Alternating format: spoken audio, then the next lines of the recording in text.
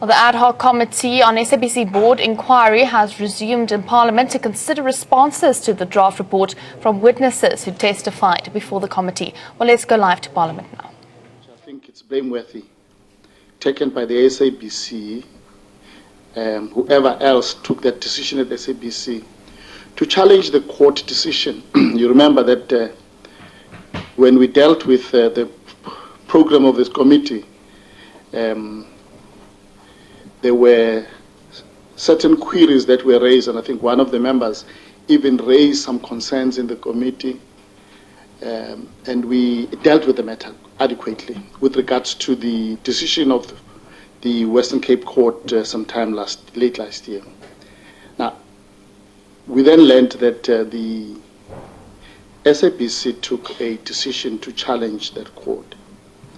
We are all aware that there is no board currently at the SABC, and one would naturally assume that that decision to challenge the court would have been taken by the board, and no one else would have been authorized. Now, that matter, Chair, raises very, very serious concern as to actually what is happening at the SABC. What are we dealing with in that space?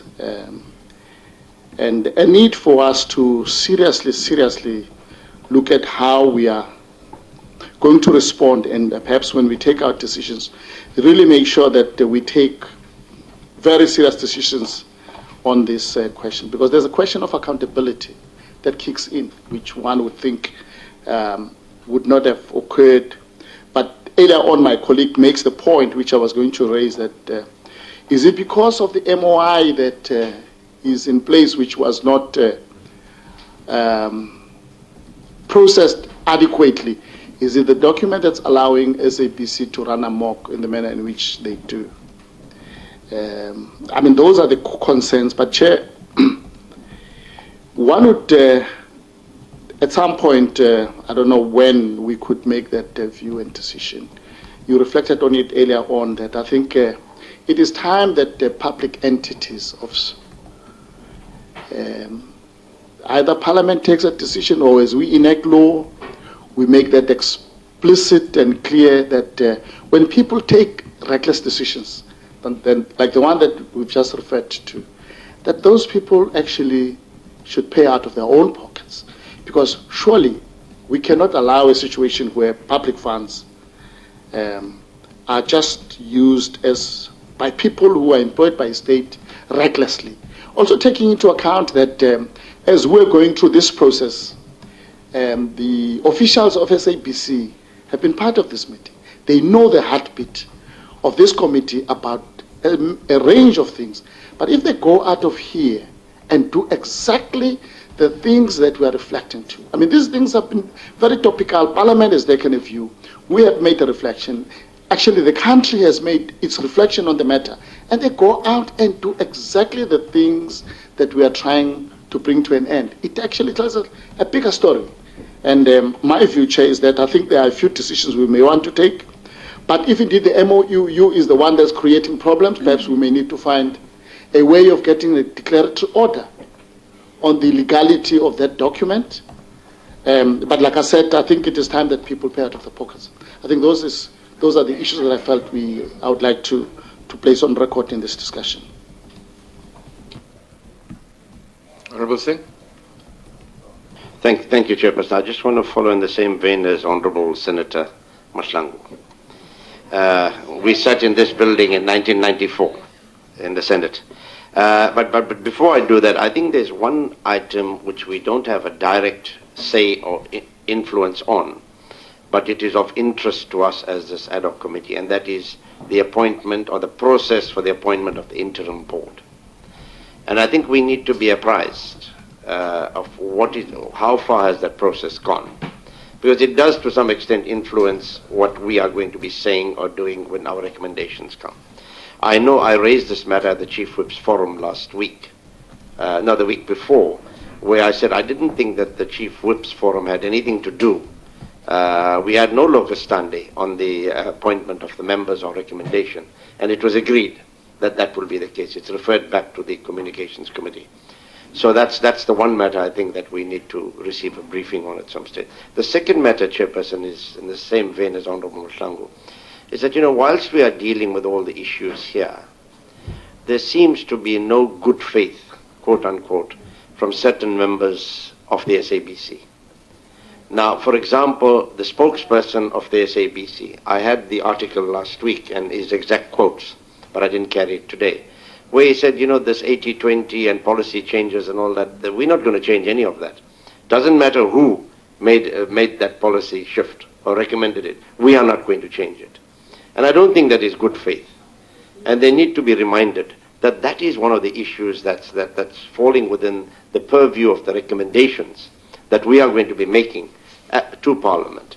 So I just think the SABC, whoever is there now, need to be told that please act in good faith, because we're certainly acting in good faith, and don't treat this committee with contempt.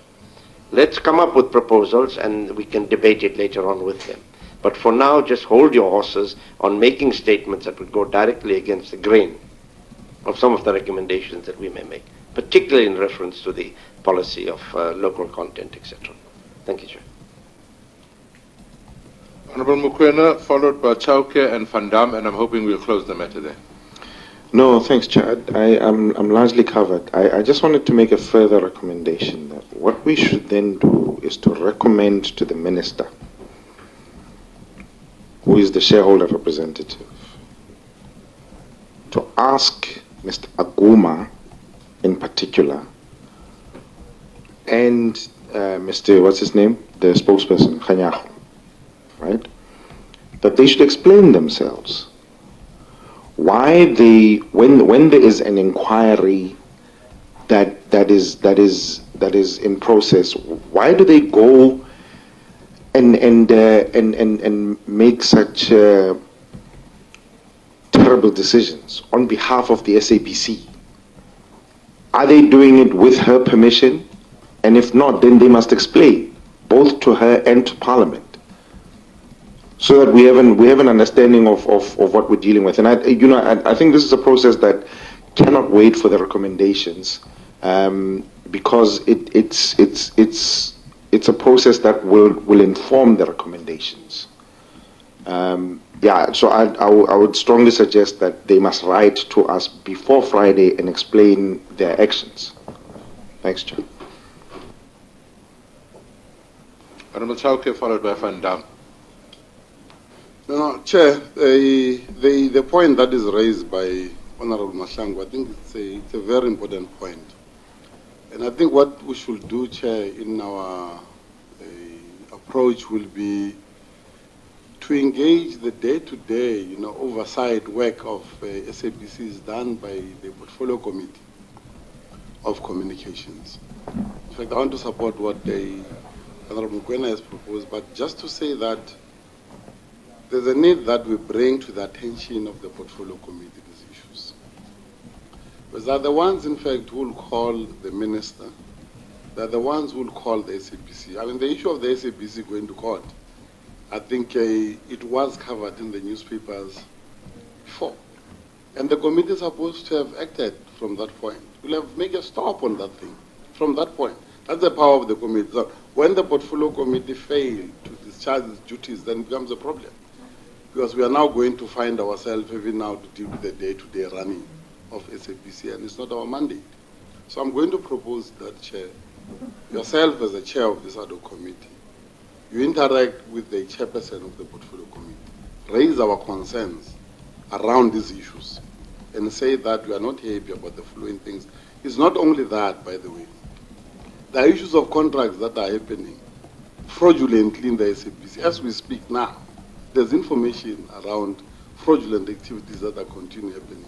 We'll be sharing that with the Portfolio Committee chairperson at some point. So I'm saying that we need to bring this to the attention of the Portfolio Committee, and it must in fact call for accountability on this issue. So I think that's how we should do it, Chair. And we have to build a strong relationship between ourselves and the Portfolio Committee, because part of the recommendations that we are going to make have to be implemented by, overseen by that Portfolio Committee to make sure that those recommendations are implemented. So it's important that we start from now. I mean, the fact that the so-called executive at the SABC just undermined this process. It's a clear demonstration of we don't care. But I want to make it very clear that action will be taken. That time will come. We are committed to make sure that we clean up SABC. We're going to help to clean it up. And those that are going to be found, at some point, we'll definitely have to call in the police to be arrested. There's no other way. We're not going to be played by people who think that they are in charge there. They can make statements, as Mr. Singh says, and we'll keep quiet. This parliament is not going to allow that thing to happen. In fact, that's why we are saying escalate it. If need be, we'll invite the entire portfolio committee to come and engage with us here and call that SABC to come and account. So we cannot. We're not going to allow this thing to happen, Chair. Thank you. You'll be the very last, Ma'am Fanda. Thanks, Chair. I'd just like to caution against us overextending ourselves and dealing with matters that the Communications Portfolio Committee needs to deal with. It's really way past overdue for the committee to pull up its socks and start doing its work. The issue of the appeal of the court case, I know the committee chairperson expressed himself, and I hope then that will mean that Minister Mutambi will be called to Parliament and explain why that matter was appealed. As we speak, the appointment of the interim board hasn't even been scheduled. It's a pity I couldn't be at the committee today, but my colleague in that committee is going to raise that issue, and it's really time for the committee to do its work. And I don't think we should step into that realm. The whippery of Parliament then needs to come in, and that committee needs to do its work. I do, however, think that issue that you just, that story in the Times about all those contracts that were signed around Christmas time, I think that is an issue that we must deal with because it was happening during the inquiry, and it speaks to that disrespect that Honourable Singh was speaking about, where they don't, it's contemptuous. They really do not consider Parliament as a body to respect. So I think that needs to be dealt with, but certainly a conversation can happen with you, Chair, and the Chairperson of the Communications Committee. It's really, really time for that committee to start doing its work. All right. Let's summarize by saying, and it's good that members exhaled on this matter. We will, in trying to capture everything else, write formally to the Chair of the Portfolio Committee saying these are the concerns raised in today's meeting, without appearing to be a super committee, as Ma'am Vandam is saying, because that's really outside of our realm. That they do their oversight, as honourable members are talking about, whether it's the board, whether it's the minister, whether it's the executive. So we will write that letter, raising the concerns of members. And of course, when we get to recommendations, Ma'am Vandam and other members, matters that have a direct impact on what we're doing, on the basis of the responses that we receive, we will reflect on and take a final decision on. So, yeah, we're not going to ask any committee to come and sit with us and together interrogate what is a responsibility of theirs. We will just raise it so that members are very clear that we're not going to step into the realm of any other committee or any other institution around here. But we will raise it because it's something that we can raise. I hope that satisfies members. That satisfies members. All right. Let us then try and summarize. Thanks very much, members. Let's summarize. We're concluding the meeting. We will do research on all the submissions received as they come. Closing date is 5 o'clock on the 16th, on Thursday. Anything that arrives post 5 o'clock on Thursday, you're probably not going to have sight of, because we've given people 14 days, and as Mr. Waters is saying, in certain instances, 15 days.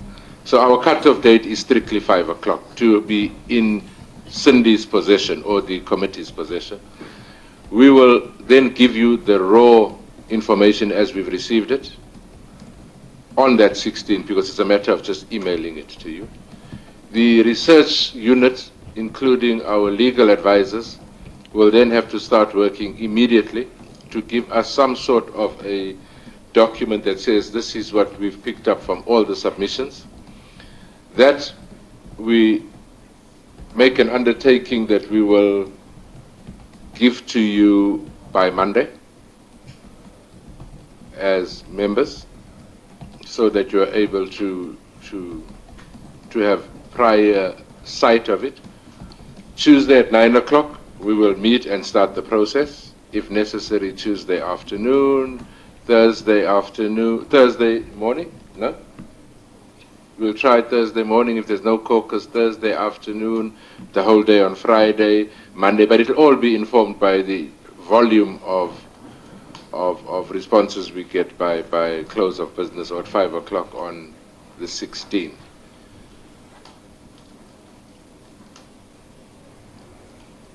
Cindy is also indicating that over and above, you'd recall that the legal was going to look at how we craft our recommendation on conflict of interest, not interest, conflict of evidence. We will also ask, I don't know where's Advocate Vanara, to join you on that matter, so that when we look at it, our recommendation is not a recommendation that's unachievable or outside of the law, because that's clearly something that members have raised. So we will write to the evidence leader to assist you, Honorable Atikari, so that you guys can come up with some advice to us. How do we reduce into writing or into a recommendation matters where there is clear conflict and therefore possible misleading? So if you guys could do that, the research team will do what they need to do. We'll try and give all members all these documents by the end of business on Monday, so that on Tuesday we get down to the real nitty-gritty. And finally, that we will try and get as many minutes as possible between now and the 24th, so that members are not rushed in terms of their recommendations, and that on the 24th, whether we like it or not, we're going to have agreed on our recommendations, because we don't have any leeway beyond the 24th. So members must just be prepared to work until whatever time on the 24th, if necessary. Hopefully we could deal with it before, but if necessary, that is it. So that's the way forward, honorable members. There's agreement in principle by all members. And if that is the case, our meeting will then adjourn until 9 o'clock on Tuesday, unless advised otherwise. Thank you very much.